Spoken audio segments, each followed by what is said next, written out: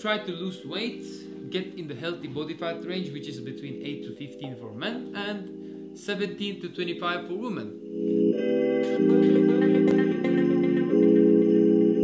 I really learned from my mistakes, which I want you to avoid. So today we will talk about cholesterol, how you can manage and modify your life situation to get in a better situation. It's not hard, you just need to make it as a habit and it will get easier for you in the long run. With tasty and delicious meal, it will get even more easier, which I will show you in the later video. So before we start, cholesterol is produced by our body because we need cholesterol and fats to be able to make healthy cells. We also need cholesterol to make hormones. For example, we need cholesterol and testosterone, progesterone, and estrogen, right? And studies has also shown that if you eat fats, it's beneficial for hormone production as well. So that's why we see people competing in bikini contest girls, and we see men's physique athletes doing multiple shows in a shorter period of time. Let's say 1 year or 2 years, doing multiple shows. We can see that they are really deprived of hormone, and girls lose their menstruation, and boys are really deprived of testosterone levels. So this is really important. You have to keep in mind that you shouldn't avoid cholesterol and fats completely, okay? But it depends overall on your situation, like everything else. But I'm not gonna here just leave you guys saying it depends. That's why I'm making this video, to explain you, to give you overall understanding how it works. So cholesterol is, we can say cholesterol is exogenous and endogenous, meaning that exogenous cholesterol, it's a cholesterol you're taking from the food, for example, and endogenous is produced by the body. So let's say if you eat for some period of higher amount of cholesterol, you're increasing your exogenous cholesterol, your body will produce less. Endogenous is produced less, because our body is really an amazing machine which is compensating for many mechanisms. For example, if you are sitting outside in the sun, your cells in the skin called melanocytes will produce melanin to make the skin brown because of the damage from the sunlight. From the sunlight, right? So our body is really compensating for many things, but at some limits. It means that, for example, if you're eating too much cholesterol, animal fats, too many egg yolk, if you're smoking, if you're drinking, if you have central obesity, if you're getting older, right? Obviously you can't do something with age, but if you're not exercising properly and if your overall diet is horrible, your body really can't compensate for that much damage, okay? Because our body can compensate for a certain amount. Keep that in mind. That's why you need to take care of yourself to be able to help your body to take care of you. Cholesterol has really majority of the factors are modifiable, meaning that you can do something about it. For example, alcohol intake. If you're drinking alcohol, limit it. Don't drink too much. Cigarette, smoking, exercise regularly, minimum 30 minutes a day. Diet, okay? Waist ratio, obesity, meaning here, waist, okay?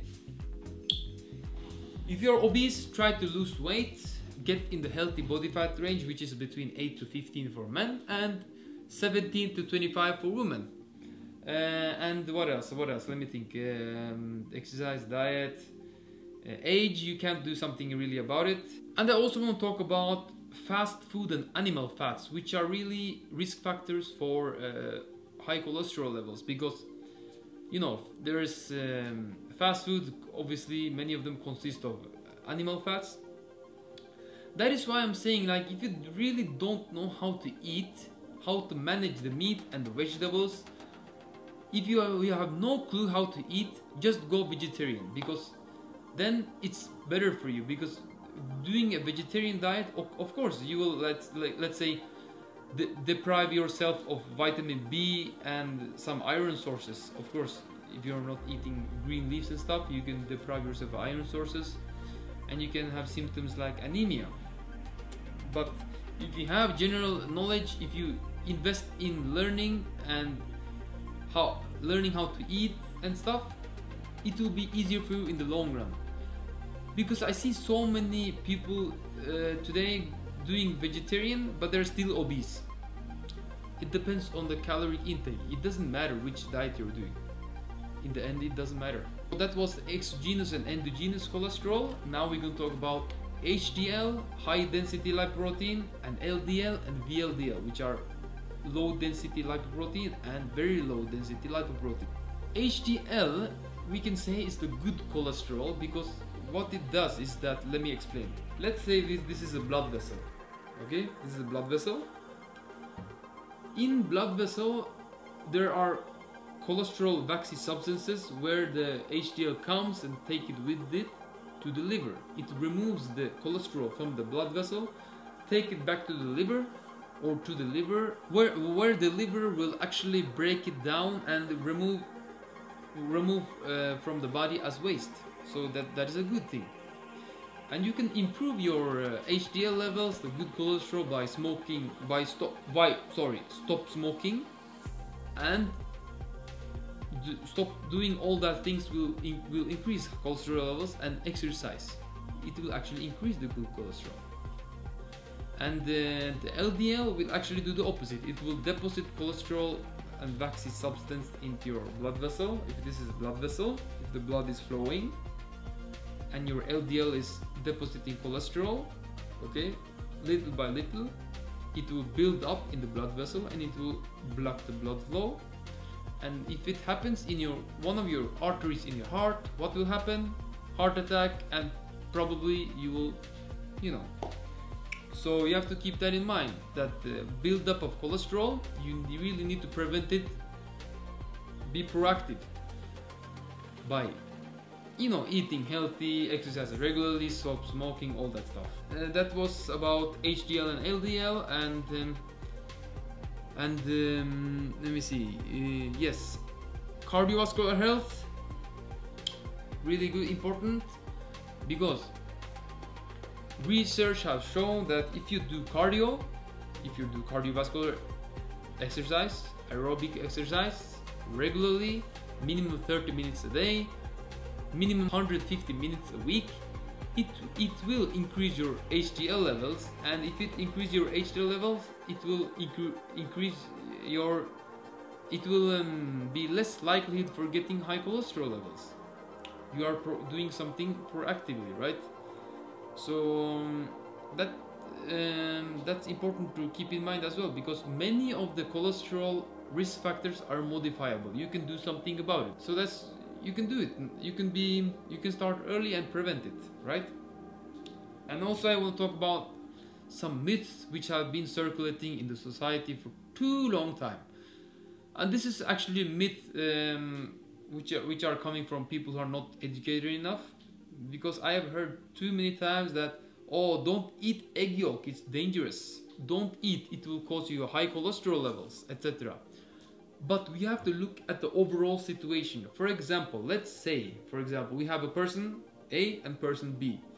Person A is obese, is drinking, is smoking, okay, is not training regularly, has a poor diet,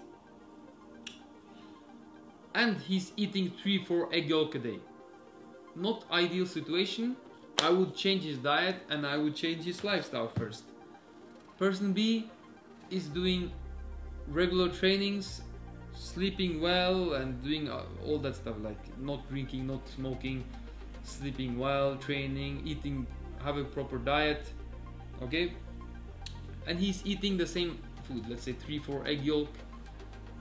Which person do you think is in a better condition? Of course, this person, because he's removing so many of the risk factors. Just because he's eating 2-3 egg yolk doesn't mean he will get high cholesterol, because he's already doing so good that the chance of he getting high cholesterol really is minimal. But everything depends on one thing. You have to keep in mind about familial hypercholesterolemia, meaning that there are high cholesterol levels in your family which are actually genetical. You cannot really do something about it. You can do everything in your hand, everything what you can do, but you cannot actually change genetics. You can, for example, if you have familial hypercholesterolemia, you can prevent it. I mean, prevent and getting worse by exercising, not smoking, not drinking, have a good diet, sleeping good, losing weight and staying in the healthy body fat range, which is between 8 to 15% for men and 17 to 25 for women. Then you are actually reducing the likelihood, you know. So cholesterol, hypertension, diabetes type 2, you can really modify and do something about it. So that's actually good because you are getting a chance to improve. Okay, so that was about cholesterol. Don't forget to eat some egg yolk, because egg yolk is really amazing. It has all the vitamins except vitamin C. So if you have egg yolk and a paprika, bell pepper is close to each other, you are getting all the vitamins. Peace out, guys. Talk to you guys soon. Eat healthy, and I'll talk to you guys soon on the next video. Like if it gave any value. Peace. See you guys.